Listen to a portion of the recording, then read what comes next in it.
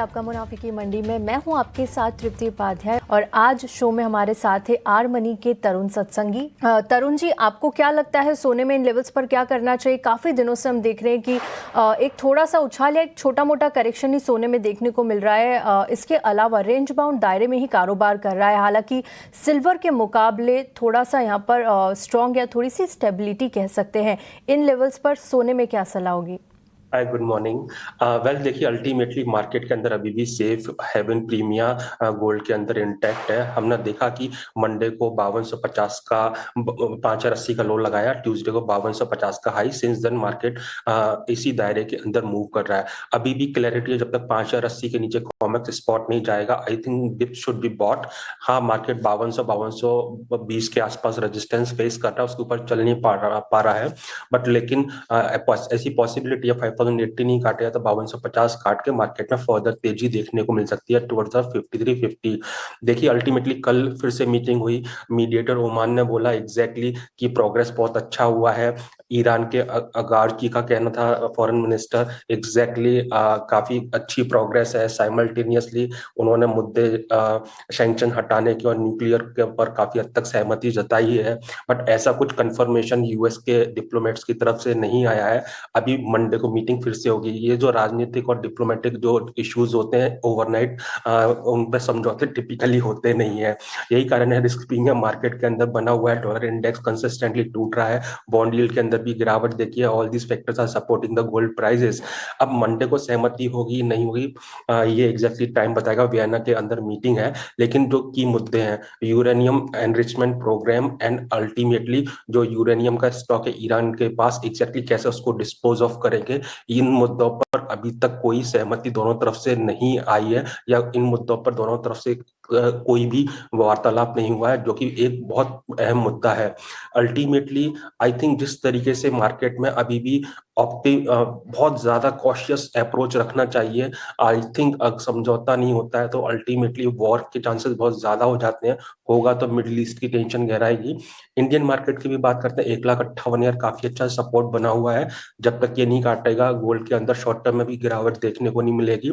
दो रेंज में 1,58,000 से 1,61,800 के, द मोमेंट 1,61,800 के ऊपर चलेगा, 1,65,000 या इससे भी ऊपर के स्तर देखे जा सकते हैं। जी तरुण जी से हमने सिल्वर पर राय नहीं ली थी। तरुण जी, आपको क्या लगता है, आप सहमत है धर्मेश जी से, आने वाले दिनों में $100 के ऊपर चांदी फिर से जाती हुई नजर आएगी? और जो मोमेंटम है और जो फंडामेंटल्स है वो चांदी के अभी भी मजबूत बने हुए हैं। और देखिए, एक रिपोर्ट भी हमने यहाँ पर देखी थी जिसमें बोफा बैंक ऑफ अमेरिका ने भी अनुमान लगाया था कि चांदी फिर से $100 के पार जाएगी, क्योंकि इंडस्ट्रियल डिमांड भी यहाँ पर काफी मजबूत है। आपकी क्या सलाह होगी चांदी को लेकर?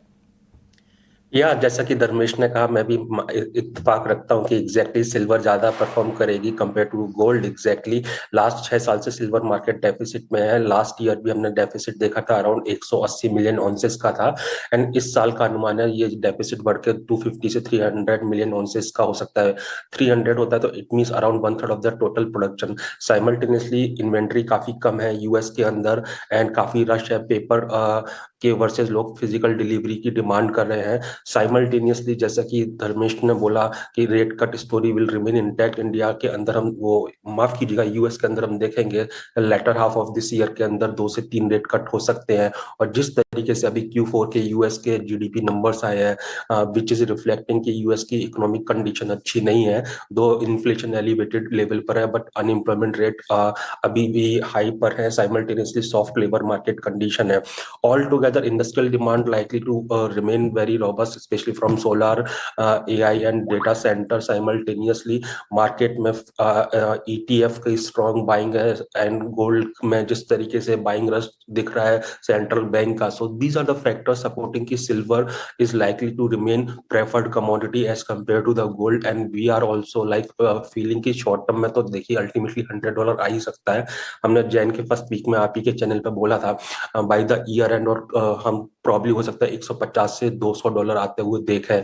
So ultimately may be year and तक 150 से $200 ना भी आए, लेकिन ये श्योर है कि second first half of next year में भी देखने को मिले। लेकिन हाँ, सिल्वर एक ऐसी कमोडिटी है जिसमें one should have a position in the portfolio and it is likely to outperform other asset classes like yes last year, this year as well and in the days to come. अभी जो demand का story है वो short term का demand का story नहीं है। That theme is likely to remain intact for couple of years to decades time.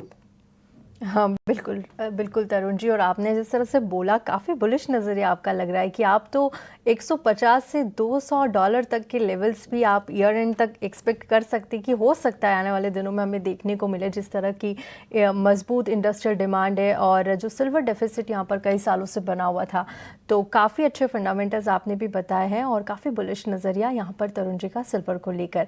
Tarun ji, आपकी क्या सलाह होगी? देखिए, इस वीकेंड ओपेक प्लस भी यहाँ पर आउट प्रोडक्शन बढ़ाने पर विचार कर सकता है। किस तरह से आप सप्लाई देख रहे हैं और आने वाले 1-2 हफ्तों में क्या स्थिति दिख सकती है कच्चे तेल में?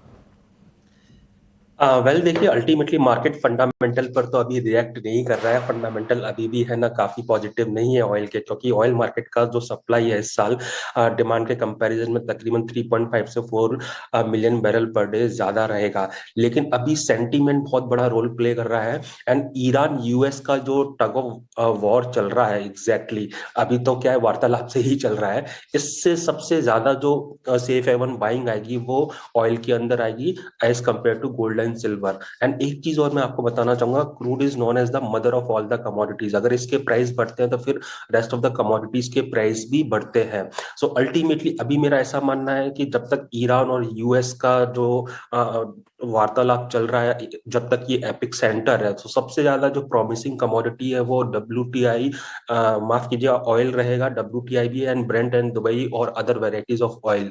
एंड मेरा ऐसा मानना $60 आसानी से नहीं काटेगा। इनफैक्ट डील भी हो जाती है तो प्रॉब्ली हो सकता है $2-2.5 का करेक्शन देखने को मिले। ट्रेंड शिफ्ट नहीं होगा वीकर साइड पर जब तक कि $60 के नीचे नहीं जाएगा। मुझे ऐसा लगता है कि $70 क्रॉस करने की कोशिश कर रहा है, प्रॉब्ली 75 से $80 देखने को मिले।